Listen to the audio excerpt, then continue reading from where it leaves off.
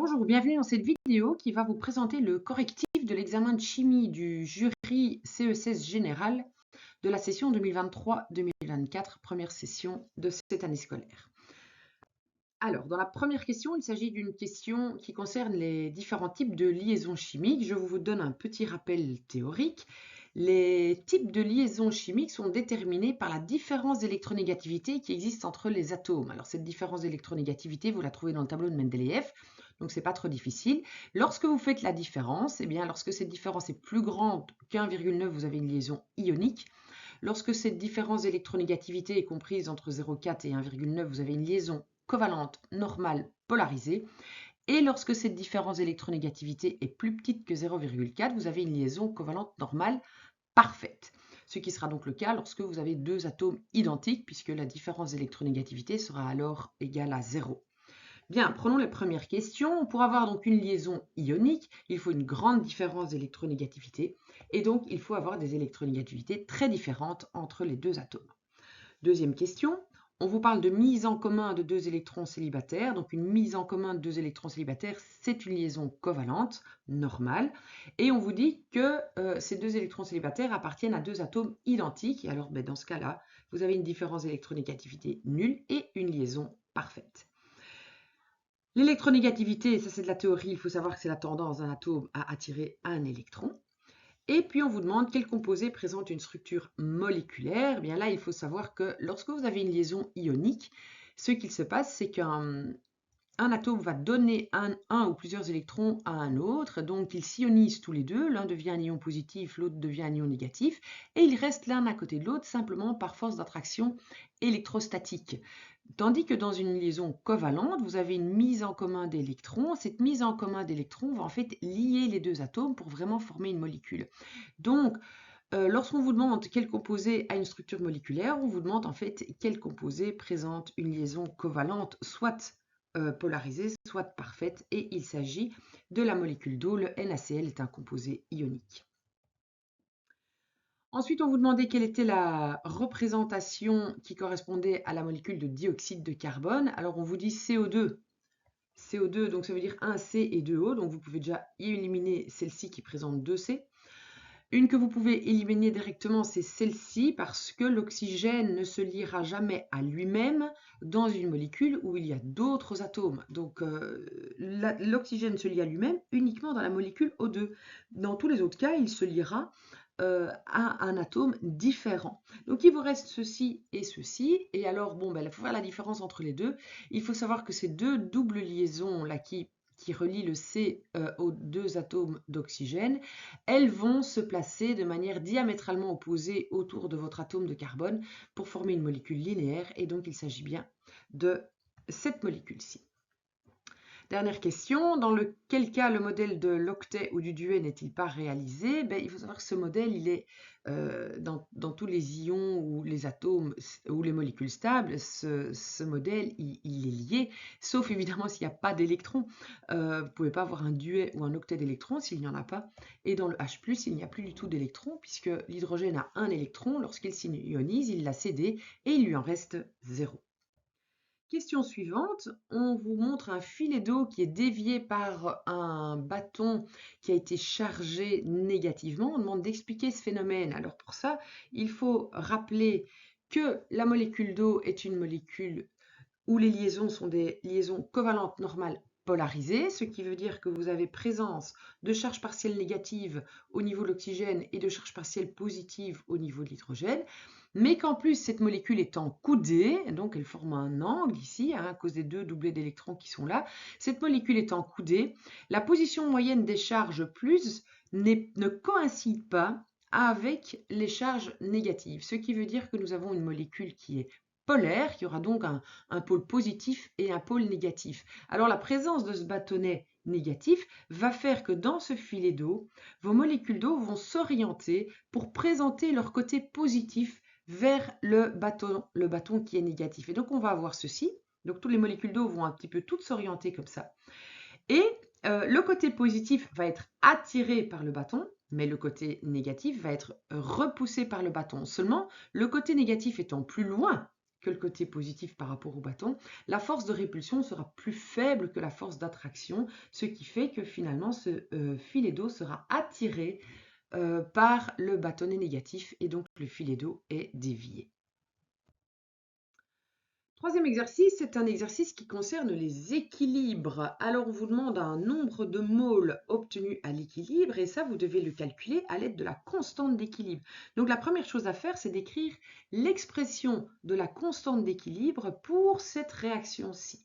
Donc, cette réaction est assez simple et donc la constante d'équilibre sera donnée par la concentration du NO2 au carré à cause du coefficient stéchiométrique que vous avez ici dans l'équation, divisé par la concentration à l'équilibre du N2O4.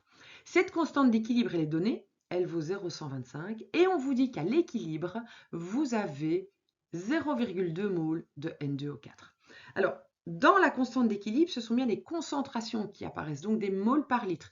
Vous devez donc diviser votre nombre de moles par un volume qui vous est donné ici, et donc vous devez le diviser par 10 litres. Donc lorsque vous remplacez dans cette expression les différentes grandeurs par ce que vous connaissez, c'est-à-dire la constante d'équilibre et la concentration en N2O4, eh bien il ne vous reste qu'une seule inconnue, donc vous pouvez la calculer en faisant passer ce dénominateur de l'autre côté et en prenant la racine carrée, et vous obtenez 0,05 mol par litre après un petit calcul à la calculatrice ou mentalement comme vous voulez. Simplement, à ce moment-là, vous n'avez pas encore répondu à la question, on vous demande un nombre de moles, on ne vous demande pas un nombre de moles par litre et on ne vous demande pas une concentration. Donc, sachant qu'il y a 10 litres et que vous avez 0,05 mol par litre, vous devez encore multiplier ce nombre-là par 10 pour donner la réponse. Question suivante, on vous dit qu'on va comprimer le milieu qu'on a là, on va ramener le volume à 5 litres, mais la température du système reste la même et on vous demande de donner la valeur de la constante d'équilibre dans ce cas-là. Eh bien, c'est très simple, c'est la même chose parce qu'une constante d'équilibre ne dépend que de la température et de rien d'autre, pas de la pression, pas du volume, pas des quantités présentes, uniquement de la température. Donc, si on vous dit que la température ne change pas, la valeur de la constante d'équilibre ne change pas non plus. Dernière sous-question, là on vous dit qu'on a chauffé, qu'on a porté la température à 365 Kelvin, donc vous voyez que cette température est supérieure à celle qu'on avait au départ, donc on a chauffé, et on voit que, on vous dit que la couleur du mélange devient plus foncée. Alors devient plus foncée, sachant qu'il y a un gaz incolore et un gaz brun, si le mélange devient plus foncé, ça veut dire que la production du gaz brun est favorisée. Alors le gaz brun, c'est le NO2, c'est celui qui est à droite. Alors, comment faut-il raisonner? Il faut simplement savoir qu'une augmentation de température va favoriser la réaction endothermique. Il s'agit du principe de Le Chatelier. Donc, l'augmentation de température doit favoriser l'endothermique. Ici, l'augmentation de température favorise la réaction qui produit le gaz brun, c'est-à-dire le gaz qui est à droite. Donc, ça veut dire que la réaction qui va vers la droite, c'est l'endothermique. Et donc, la bonne réponse ici, c'était endothermique. Question suivante, on passe à la chimie organique. La première chose à faire ici dans le tableau, c'est de mettre une croix dans la colonne organique ou inorganique en fonction des composés qui sont proposés. Alors le plus simple, c'est l'H2O, c'est inorganique, même si l'eau fait partie du monde vivant. Une molécule organique, c'est en fait une molécule qui est basée sur une chaîne de carbone. S'il n'y a pas de carbone dans la molécule, c'est certainement pas une molécule organique. Donc ensuite, la première, vous voyez que vous avez 2 carbones attachés ensemble avec des petites choses qui gravitent autour, mais le plus important, c'est que vous avez 2 carbones attachés ensemble. Ça suffit pour dire que c'est une molécule organique. L'octane, on n'hésite pas, puisque dans la matière, vous devez certainement connaître les alcanes. Donc un octane, vous le reconnaissez tout de suite comme une molécule organique. Le dernier composé, là j'avoue que c'est un petit peu un piège parce qu'il n'y a qu'un seul carbone, donc difficile de reconnaître une chaîne de carbone, mais il s'agit bien d'une molécule organique. Alors je trouve que c'est un petit peu compliqué comme question, parce que ce genre de molécule organique où vous avez des groupements amines, vous avez une double liaison O, etc., ça ne fait pas vraiment partie du programme, donc c'est un petit peu, je trouve, compliqué pour les candidats de reconnaître ici organique. Bon voilà, il n'empêche que ceci était une molécule organique. Ensuite, on vous parle du craquage de l'heptane, et on vous précise que l'heptane est un alcane à 7 atomes de carbone. Ce craquage va produire de l'éthène, et un autre hydrocarbure de formule inconnue, c'est XHY, et on vous demande d'écrire l'équation. Alors pour ça, vous devez vous rappeler qu'un alcane a comme formule générale CnH2n plus 2, et donc si on vous parle de l'heptane à 7 atomes, eh bien sa molécule, sa formule, ce sera C7H16. 2 fois 7 plus 2, ça fait 16. Ensuite, on sait que ça donne de l'éthène. Alors l'éthène, vous reconnaissez la terminaison N qui vous indique que c'est un alcène et donc qui indique une double liaison dans la molécule. Et le début du mot éthène, comme dans éthane, hein, vous indique qu'il s'agit de 2 carbones. Donc l'éthène, c'est cette formule-ci, il s'agit du C2H4. Alors une simple stéchiométrie, un simple calcul de masse vous donne ceci, puisque si vous avez 7 carbones au début et qu'ici il y en a 2, ben forcément vous devez en avoir 5 là, et raisonnement similaire pour les hydrogènes. Et on obtient donc que la molécule inconnue, c'est le C5H12. On vous demande de la nommer. Eh bien, vous reconnaissez ici la formule générale d'un alcane. Donc, il s'agit d'un alcane à 5 carbones. Il s'appelle le pentane. Ensuite, on vous parle de combustion de différents produits et particulièrement d'hydrocarbures. Il faut savoir que une combustion, c'est une réaction avec du dioxygène. Donc, quand dans la question, on vous parle de la combustion du carbone et qu'on vous demande les réactifs, eh bien, il ne peut y avoir que le carbone et le dioxygène. Puis, on vous demande le bilan correct de cette combustion. Ben, vous devez imaginer que vous faites réagir le carbone plus du dioxygène, mais ça vous donne du CO2 tout simplement. Et voilà le bilan complet. Puis, on vous parle de la combustion complète du butane. Alors de manière générale, quand vous faites la combustion complète d'un hydrocarbure, tout le carbone devient CO2 et tout l'hydrogène devient H2O. Donc les produits de réaction de cette combustion complète ne peuvent être que le dioxyde de carbone et l'eau. Par contre, quand la combustion est incomplète, eh bien, quand elle est incomplète, il manque de l'oxygène, tout simplement. Et lorsque le dioxygène est insuffisant, mais vous ne pourrez pas former, à partir du carbone, vous ne pourrez pas former du CO2, mais vous formerez simplement du monoxyde de carbone.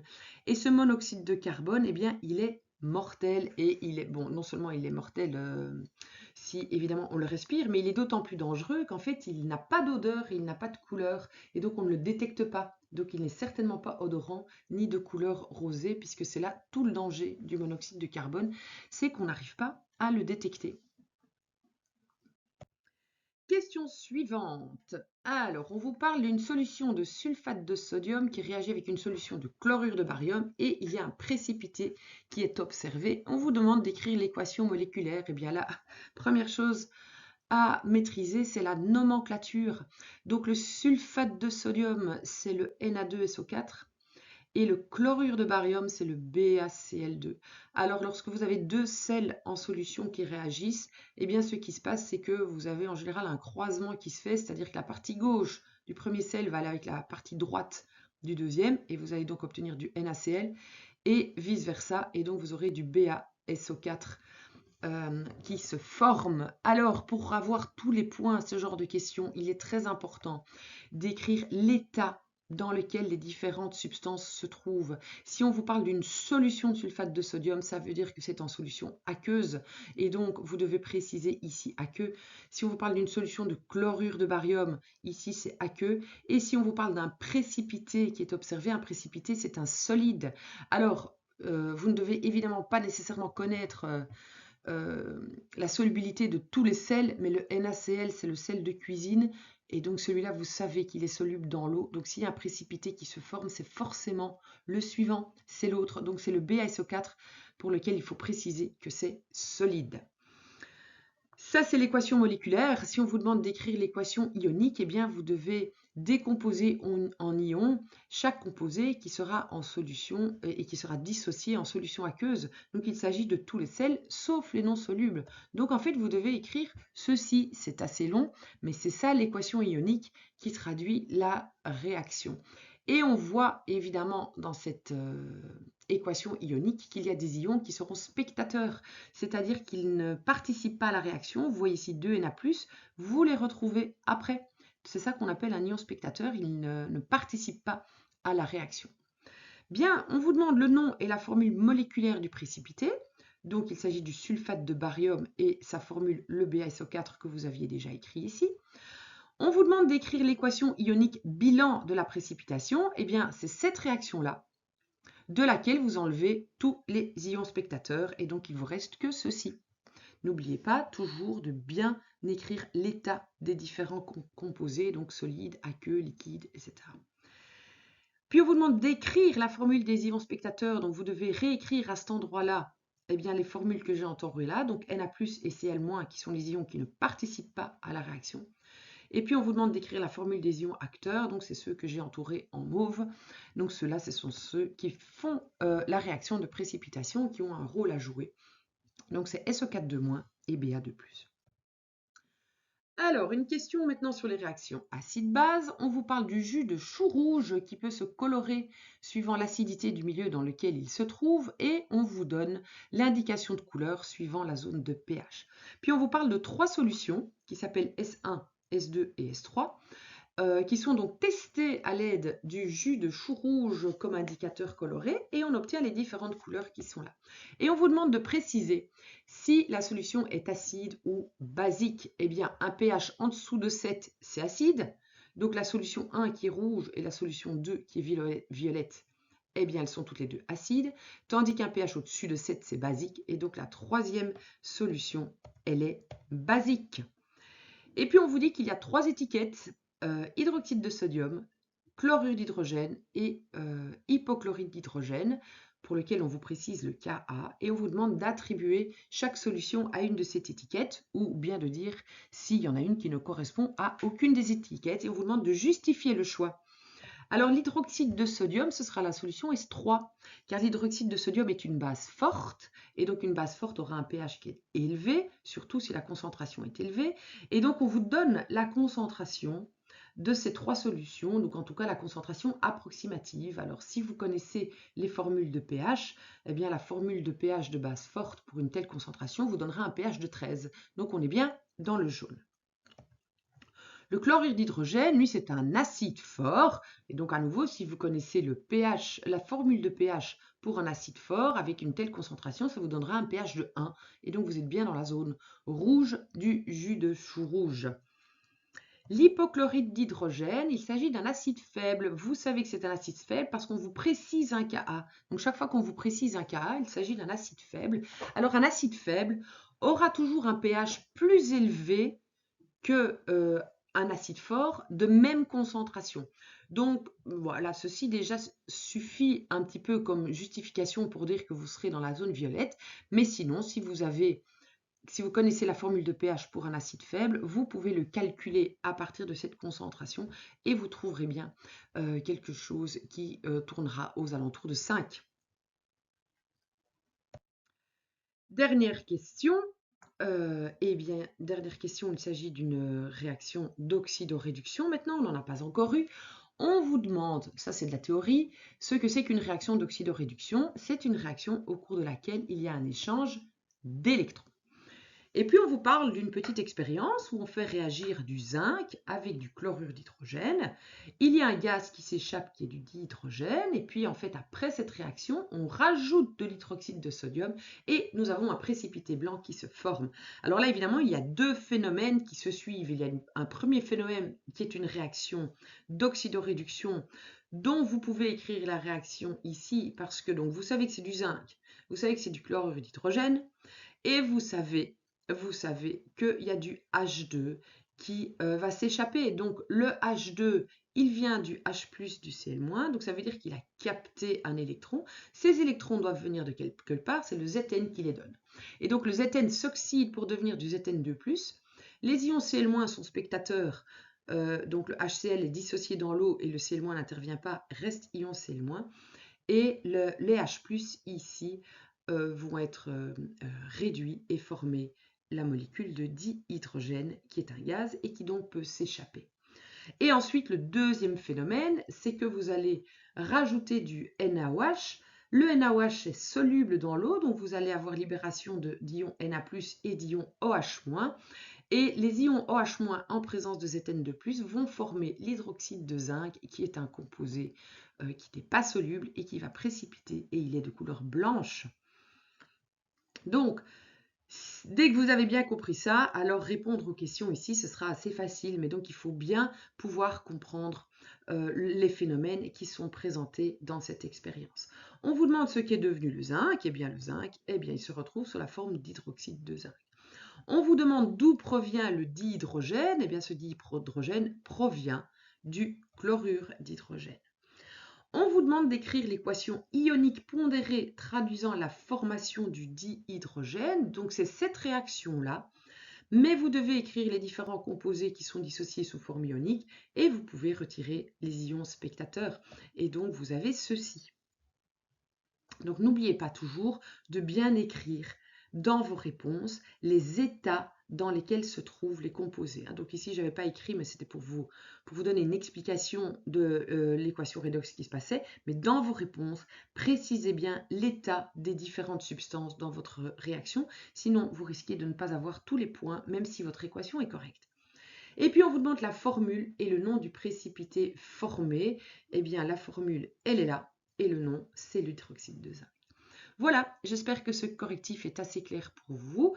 J'espère que vous vous en sortez dans votre préparation. N'hésitez pas à me poser des questions en commentaire et puis à me suivre pour suivre. Je vais encore publier d'autres vidéos de correctifs, donc n'hésitez pas à me suivre et à vous abonner. À très très bientôt et surtout bon travail et bonne préparation.